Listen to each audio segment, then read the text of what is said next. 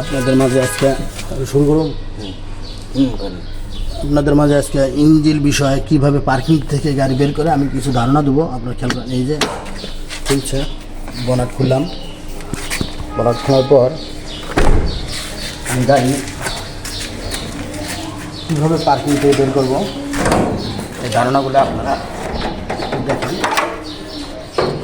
এই বনাট খুললাম, আমি এখন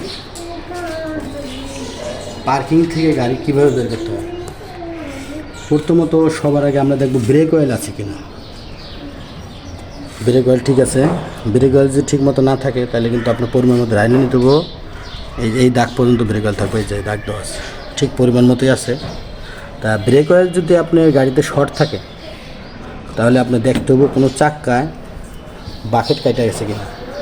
এই যে পাইপগুলো আছে এটা হলো ব্রেকের পাইপ। এই পাইপগুলোই হলো আপনার ব্রেকের যে চাক্কা আছে এর সংযোগ দেওয়া আছে।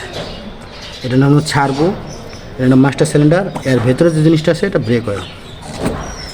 আর এখানে থেকে পাওয়ার অয়েল, স্টার্টিং যে পাওয়ারটা এটা হলো পাওয়ার অয়েল।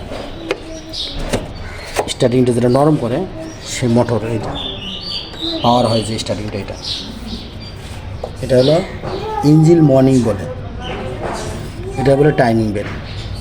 ঠিক আছে, আমরা এখন প্রথমত চেক দেবো ব্রেক অয়েল, তারপর রেডিয়েটরে পানি আছে কিনা। রেডিয়েটরের মুখটা খুলে দেখলাম, তারপর পানি আছে। ট্যাঙ্কিতে পানি কীভাবে দেয়, এই রেডিয়েটরের স্প্যার ট্যাঙ্কি যেভাবে পানি দিতে হবে। এই দেখেন, অনেকে কুলিং পানি ঢালে, আমরা আমাদের এই গাড়ি হিসেবে আমরা এই যে নর্মাল পানি ঢালতেছি। অনেকে ইঞ্জিনে কুলিং পানি ঢালে। এই ঠিক আছে, তাহলে আমাদের গাড়ি বের করার নিয়ম হলো রেডিয়েটরে পানি চেক দেওয়া, ব্রেক অয়েল, তারপর ইঞ্জিন অয়েল। এই এখন আমরা ইঞ্জিন অয়েলটা পরিমাণ কতটুকু থাকবে আপনারা একটু দেখে নিন। ইঞ্জিন অয়েলে যে লেখা আছে এটা অরিজিনাল নাম হলো, আমরা মোবিল গ্যাস বলি আর কি। যারা আমরা ড্রাইভার অথবা যারা ওয়ার্কশপে ইঞ্জিন মিস্ত্রি, আমরা এটাতে বলি মোবিল গ্যাস। ঠিক আছে, এফতে ফুল এফ লেখা পর্যন্ত মোবিল থাকবে। ঠিক আছে, যদি মোবিল পরিপূর্ণ না থাকে তাহলে যেমন এই যে চেক দিতেছি, এফতে ফুল আছে আপনারা দেখতে পাচ্ছেন।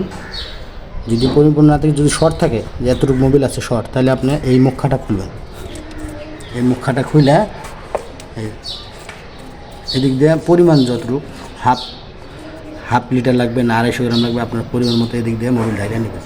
এভাবে এই যে লেখা থাকবে সবসময়। ঠিক আছে, তাহলে আমরা গাড়ি কীভাবে পার্কিংটা বের করবো এই পদ্ধতি আমাদের জানা থাকলো, আপনারা সবসময় ফলো করবেন। যারা এই বিষয়ে জানেন না তাদের উদ্দেশ্যে আমি এই ভিডিওটা বললাম, আপনারা লাইক শেয়ার করবেন।